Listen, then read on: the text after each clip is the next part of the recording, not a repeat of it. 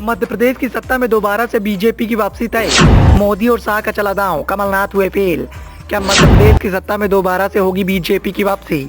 मध्य प्रदेश के सियासी समीकरण को लेकर अभी से अनुमान लगाए जा रहे हैं और जिस तरह की चर्चाएं निकलकर सामने आ रही हैं उसने कांग्रेस की बेचैनी बढ़ा दी है। साथ ही कमलनाथ भी टेंशन में दिखाई दे रहे हैं क्योंकि कमलनाथ के लिए आसार बेहद कम हैं। तो वहीं शिवराज की वापसी होती हुई दिखाई दे रही है।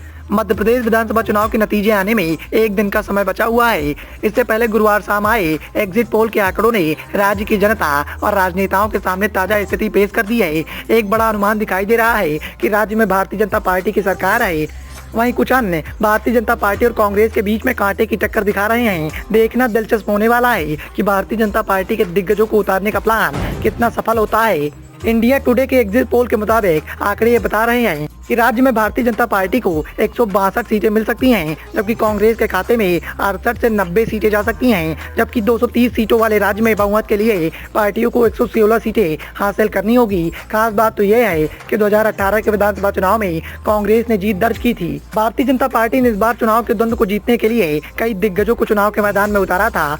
भारतीय जनता पार्टी ने इस बार 3 केंद्रीय मंत्रियों को मैदान में उतारा था, जिसमें नरेंद्र सिंह तोमर, प्रहलाद पटेल, फग्गन सिंह कुलस्ते, एक महासचिव कैलाश विजयवर्गीय, 3 सांसद गणेश सिंह, प्रीति पाठक, राकेश सिंह को मैदान में उतारा गया था। एग्जिट पोल में भी भारतीय जनता पार्टी के बड़े नाम फायदे में होते हुए दिखाई दे रहे हैं और इन बड़े नामों के द्वारा भारतीय जनता पार्टी की जीत सुनिश्चित करने के अनुमान लगाए जा रहे हैं। चंबल क्षेत्र की दिमनी सीट से तोमर मैदान में हैं। अब इस क्षेत्र में 34 सीटों में भारतीय जनता पार्टी को 19 सीटों पर सफलता हासिल होती हुई दिखाई दे रही है, जबकि कांग्रेस को 14 सीटों पर जीत दिखाई दे रही है। 2018 के चुनाव में भारतीय जनता पार्टी के खाते में सिर्फ 7 सीटें आई थी।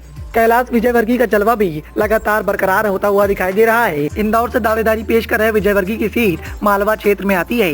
यहाँ की कुल 55 सीटों में से 2018 में 26 सीटों पर बीजेपी को जीत मिली थी, तो वहीं कांग्रेस के खाते में 28 सीटें आई थी। लेकिन अब अनुमान लगाया जा रहा है कि यहाँ भारतीय जनता पार्टी को 41 सीटें मिल सकती हैं और कांग्रेस की सीटें घटकर 14 पर आ सकती हैं। महाकौशल में भी ऐसा ही देखने को मिल रहा है। महाकौशल में सीटों की संख्या 47 है।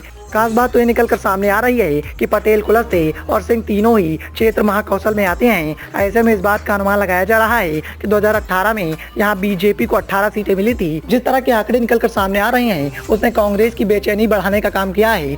तो वहीं बीजेपी हाईकमान चैन की सांस ले रहा है, लेकिन जिस तरीके के आंकड़े निकल कर सामने आए हैं उसने कांग्रेस की बेचैनी बढ़ाकर रख दी है। अब देखना ये होगा कि परिणाम में किसका पलड़ा भारी होगा, किसकी सरकार होगी। क्या मध्य प्रदेश की सियासत पर कांग्रेस कब्जा कर पाएगी या फिर शिवराज सरकार की दोबारा से सत्ता में वापसी होगी? Bureau report, the noise of India.